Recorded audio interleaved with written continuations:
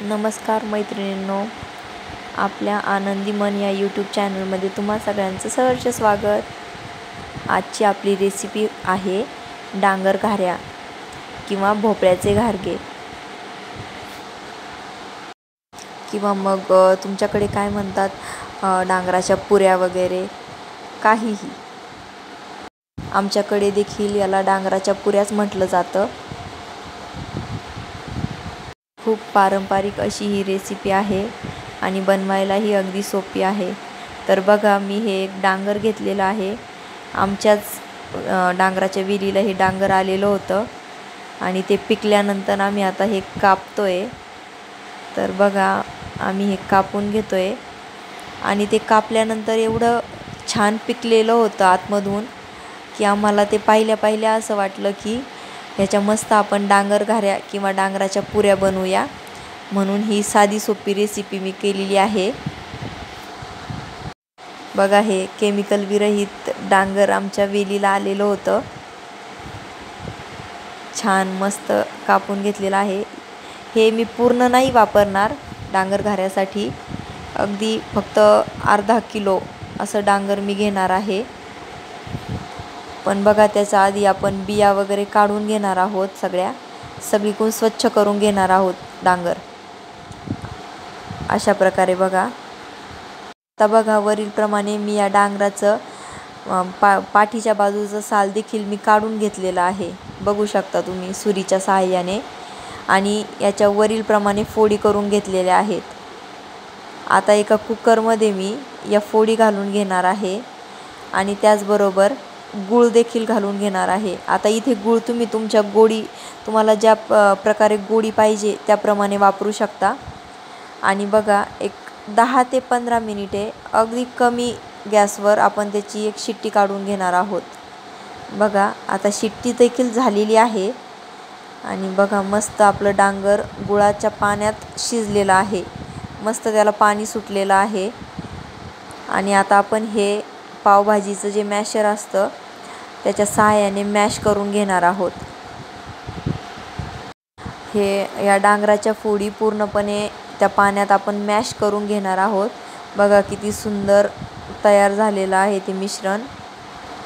आणि हे मॅश करून झाल्यानंतर देखील आपण हे पूर्णपणे थंड होऊ देणार आहोत, पूर्ण थंड होऊ द्यायचं हे। आता इथे मी 2.5 वाट्या गव्हाचं पीठ घेतलेलं आहे आणि त्याचबरोबर पूर्णपणे अर्धी वाटी तांदळाचं पीठ वापरलं आहे। बघा, हे तांदळाचं पीठ वापरलं आहे मी इथे। आणि त्याचबरोबर आता थोडंसं चवीनुसार मीठ घातलेलं आहे। पांढरे तीळ देखील घातलेले आहेत मी थोडेसे, आणि वेलची पूड 1 चमचाभर घातलेली आहे। आणि आता आपण हे जे थंड झालेलं मिश्रण आहे डांगराचं ते त्या पिठावर घालणार आहोत आणि मस्त घट्टसर असा पिठाचा गोळा तयार करून घेणार आहोत। इथे पहिल्यांदा मी 2.5 वाट्याच गव्हाचं पीठ घेतलं होतं, परंतु जसं आपल्याला गरजेनुसार पीठ लागणार आहे तसं आपण इथे पीठ घेणार आहोत। मी देखील घेतलेलं आहे पुढे,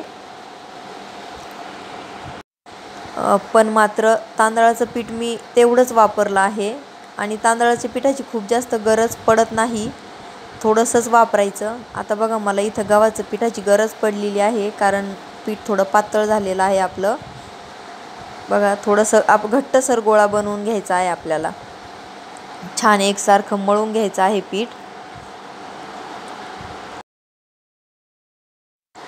आता आपल्या पिठाचा गोळा मळून झालेला आहे। मी थोडंसं तेल घेऊन हा गोळा मऊ करून घेत आहे।